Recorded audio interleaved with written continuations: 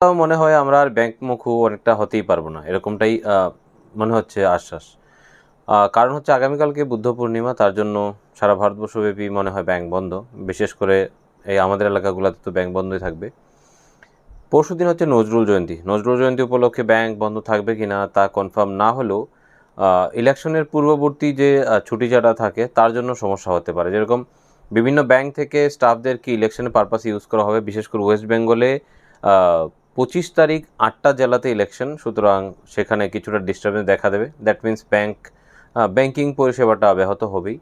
তারপর দিন মানে 25 তারিখ হচ্ছে আপনার শনিবার, যার কারণে এটা হচ্ছে 4th স্যাটারডে ব্যাংক বন্ধ থাকবে, এবং তারপর দিন সানডে। মোটামুটি আগামীকাল থেকে 4 দিন ব্যাংক বন্ধ, সেটা ধরে নিয়ে আপনি চলতে পারেন, এবং সে মোতাবেক আপনার ব্যবস্থাপনা আপনি আপনার ব্যবসার জন্য অবশ্যই করে রাখবেন। ধন্যবাদ।